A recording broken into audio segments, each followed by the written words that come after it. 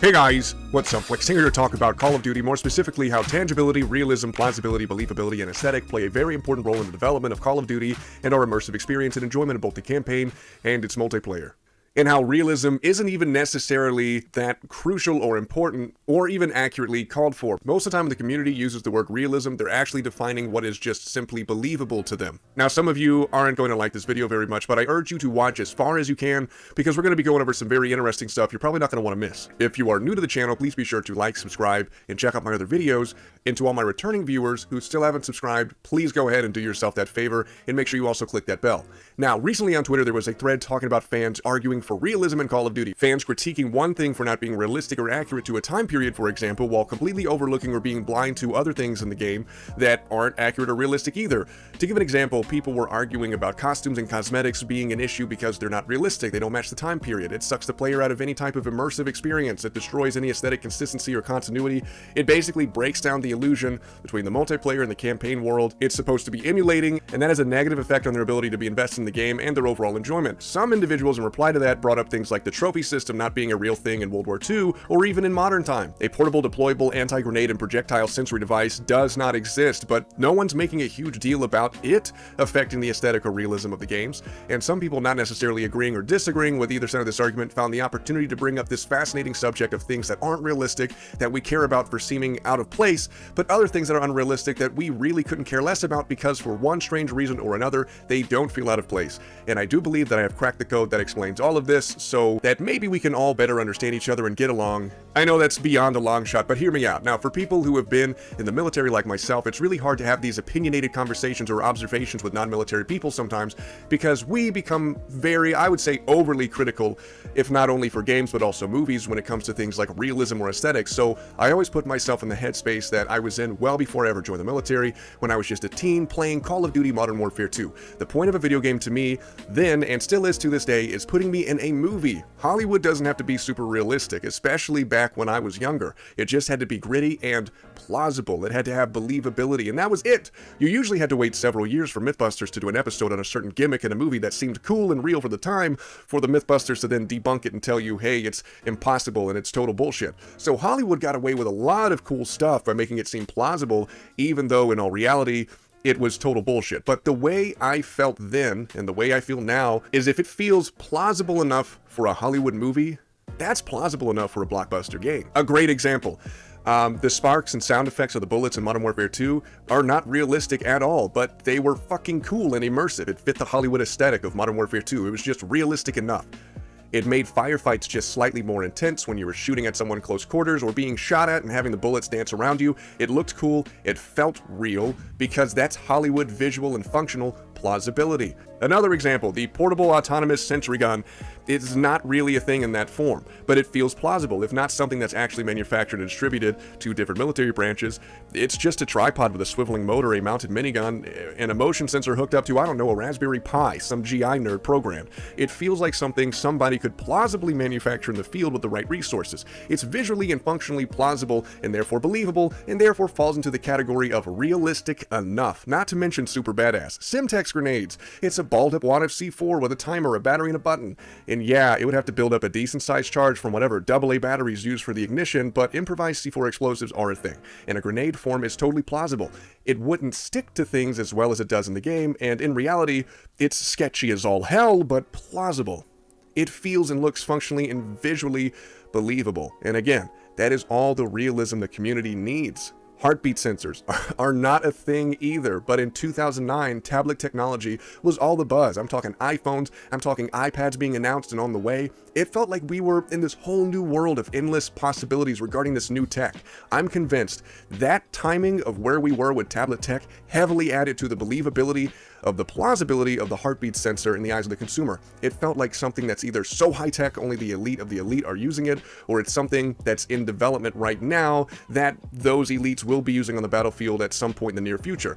It felt like it was on the cutting edge of functional and visual plausibility, and therefore it's believable and therefore real enough for the fans. Now, the trophy system was introduced in Modern Warfare 3, and a lot of people forget, before that piece of equipment became normalized into the arsenal of Call of Duty, way back in the beginning, one of the biggest reasons it felt plausible for that game is because Modern Warfare 3 took place several years in the future. And the next game it was in was Black Ops 2, which took place even further in the future, and the fact that many of the weapons in that game were inspired by weapons that were being developed for military contracts at the time, that made it more believable and tangible. It was enough to make that future 2025 world feel real enough to be heavily invested into it. Now, of course, with futuristic games that go way into the future, you have free reign. You can do whatever the hell you want with any type of science fiction gibberish you desire. You can get away with pretty much all of it, as we saw with games like Black Ops 3. Even with things that were just so loony and crazy, they even seemed kind of laughable in the time that those games came out, let alone in the future when we look back at how ridiculous that shit was. But working on a modern game and presenting the cutting edge of technology that may or may not even exist now or even in the near future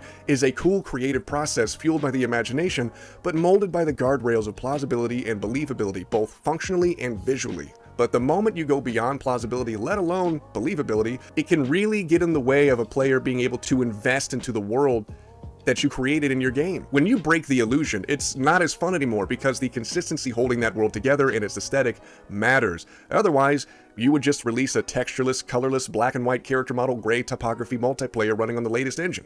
And I'm hard-pressed to believe that people saying that aesthetic doesn't matter wouldn't call that game bland and pointless. Look, the theme and the aesthetic are a part of that illusion that adds to our overall enjoyment. It's all a part of that world that you create in the campaign that we then get to further explore and enjoy in the multiplayer. That's what the maps and the guns are all about, and why the factions are so important for how they are tied to the storytelling in the campaign where all of this roots out of. And you can break that by simply adding crazy costumes and cosmetics that are just not visually and believably compatible with the world you created in the game. Now, this is the purely visual plausibility and believability part, and this has a major impact on the ability of the game to grab a player by the imagination and keep their interest in that believable world you created. It's the foundation that upholds the world that you created in the mind and imagination of the fans who are navigating it. If you venture too far past it being visually appealing, plausible, believable, yada yada yada, that can have a major negative impact just as it would with you watching a movie. It's no different. A lot of people try to gaslight and say that, they can go as far as they want, but it doesn't matter. I see people getting told that their experience is not in fact being negatively affected by simply breaking the aesthetic in the game. And look, if it doesn't negatively affect your enjoyment of a game, that's totally fine, but don't dismiss the feedback expressing that it does for somebody else.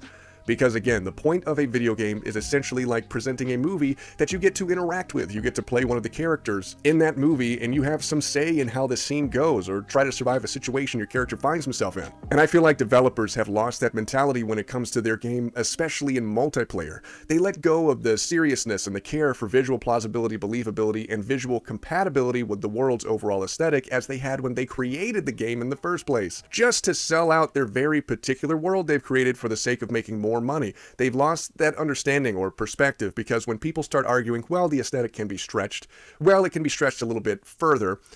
Okay, it can be broken. Let's totally dismiss the setting and the aesthetic. Let's disregard the plausibility and believability. It doesn't matter anymore. Well, if the aesthetic doesn't matter, then why design a setting or a theme for a story to begin with? Why be so careful about the aesthetic of the weapons and the equipment and their plausibility and believability of them visually and functionally and their compatibility with that world you're creating? Why be so careful to not do or put anything in that world that would possibly be jarring or seem way too out of place and risk breaking the illusion to then just say, fuck it, it doesn't matter. But if the game is supposed to be like a movie that's immersive and has at least some consistency in the aesthetic, you shouldn't put anything in the multiplayer you're not also willing to put in the campaign. If inserting something would be jarring for the campaign and risk well-deserved ridicule and rejection from the individual you are attempting to persuasively immerse into your product of entertainment, while hoping they take this project you labored over very seriously so that they stay interested and invested in the created world you are so very proud of, if something would give you the concern of possibly jeopardizing that, whatever that thing is, should probably also not be put in the multiplayer.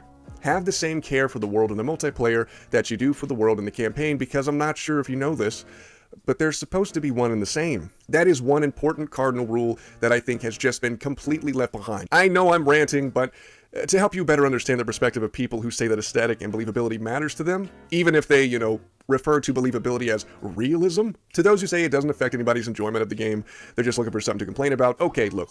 If you're watching Saving Private Ryan, right, which is an amazing movie, and you know it's the opening scene where they're storming the beach, and they get to that intense, jaw-dropping, emotional battle. They make it all the way to the dirt mound, and the camera pans to Tom Hanks to then show that he is dressed like a goddamn clown. Or hell, he's dressed like a 1940s New York detective. Fuck it, you know what? He's a woman with a Russian accent and jungle war paint and a Japanese uniform with anime embroidered jacket. You're telling me that scene is just as enjoyable now? That you can take it just as serious and feel all the same emotion and be just as immersed and invested in that experience? You're gonna be just as invested to watch the rest of the movie? Nothing is taken away from that scene after absolutely decimating it aesthetically. We all know the answer to that. As much as some of you tryhards right now are trying to lie to yourself, don't worry, I can't hear you arguing with your internal monologue. Now, there is the argument of, well, what if it's not meant to be realistic or accurate historically or otherwise in its game or multiplayer? In that case, aren't you then judging it too harshly? And to that I say, true. You would be judging it way too harshly, because that is not a problem as long as that intention is made clear and mentioned and is consistent in their marketing, their campaign, and their multiplayer, whatever that may be. Don't market a game for its visual realism and historic accuracy and then throw all of that out the window when you want to milk a little extra cash out of your community. Make sure you're just as honest in your presentation about the product that we're going to be fucking playing. But again, if the visual plausibility and believability of the aesthetic alone really didn't matter to this community that much, they wouldn't harp so hard on the realism of these games in the marketing. They know that that sells. The reason they say how realistic this game is or historically accurate it is in the marketing is because they know that's what the majority of the fans want to hear. And it's what they need to say to grab the attention of that majority. If they straight out the gate said, okay, for transparency's sake and consistency, this game is a bunch of steampunk cosplay with no aesthetic, consistency, or continuity to any historical or modern setting whatsoever. A theme that will ring true in its campaign and its multiplayer. It's essentially sandbox. There's no thematic structure at all. They know that would not sell well to their target audience in the Call of Duty community. They would just be passed off as a fucking joke, and they know this. Most people understand that this is common sense, we already know this, but to a few of you it just may not be what you want to hear, but that's just the truth. Now, for anyone wondering if there has been a game with cosmetics that aren't visually jarring to the setting or aesthetic of the world that the multiplayer is emulating, has there been cosmetics that never truly felt visually out of place while playing the multiplayer between faction and faction? Well, for the most part, you will find that people who care about the aesthetic of the uniforms and factions tend not to care too much about things that are much smaller in detail that you can't really see moving at 5 miles an hour, let alone when you're looking down the barrel of one. I am indeed talking about gun camos. As we have talked about before with equipment and such that are functionally fabrications and not realistic at all, but don't feel jarring or out of place because of their plausibility, camos, on the other hand, seemingly get a pass for fairly different reasons, for simply not being super noticeable, unless of course your friend sits still and tells you to come look at his gun closely. I personally would prefer that camos not get any crazier than they did in the Silver Age of COD, but I'm old and everybody else thinks that would be bland, so it is what it is. But for cosmetics on uniforms and factions, I would say Modern Warfare Remastered did it 100% right. When customizing your character, you were customizing each faction, and all of the customizations when out on the battlefield were never truly jarring or felt visually out of place. A lot of them were really cool, but they stayed within certain parameters that kept the aesthetic of each faction fully intact, and therefore accomplished no such damage towards the aesthetic, let alone towards breaking any illusion of the world that that multiplayer was emulating. It truly was the perfect middle ground, an answer to the cosmetic issues people are arguing about today. Look, in the end, visual and functional plausibility and believability are just as important as one another in campaign and in multiplayer. It doesn't matter how big and bad these games get, how crazy the graphics get, or how much money they invest in the production and marketing. You will indeed get a few bumps every few years in sales. You're also going to get huge bumps of money from microtransaction sales, but the number of people actually interested enough in being invested in the series to buy the game is going to be on a steady decline if they continue to avoid the proper care and preservation of the wonderful worlds they create in each story in the same caring manner that they once did.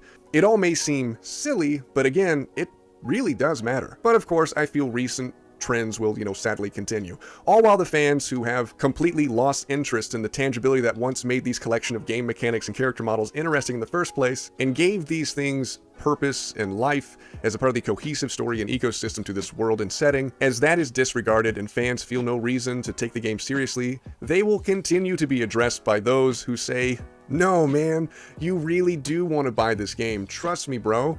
Because all the things that you say destroyed your interest in the game and the series they aren't good enough reasons because I say they're not good enough reasons. Just because you, the consumer, says those things matter doesn't mean they matter. Trust me, bro. Yeah, that's pretty much it. I'm just goofing off at this point. But the last thing I want to talk about, Modern Warfare as a series, its name holds such iconic weight. I have no doubt that it'll be drowning in pre-orders after the reveal later this year. I personally, without a doubt, hold great anticipation for this game's reveal. And I predict sales will do continuously well, with being accompanied by the introduction of its new Warzone. But also, being a realist, I do highly doubt its sales will reach the same numbers as the 2019 installment.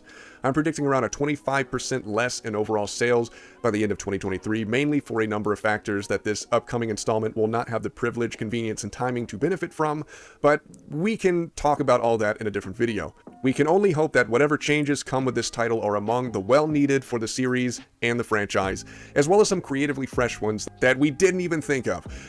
If you got this far in the video, congratulations, high-five yourself, high-five that like button, high-five the subscribe button if you haven't done that already. Also, down below, tell me how you feel about this whole topic, if any of these things truly are an issue, and what you may think is a solution. Thanks for watching. Please be sure to like, share, subscribe, comment down below, keep the conversation going, and I will catch you guys next time.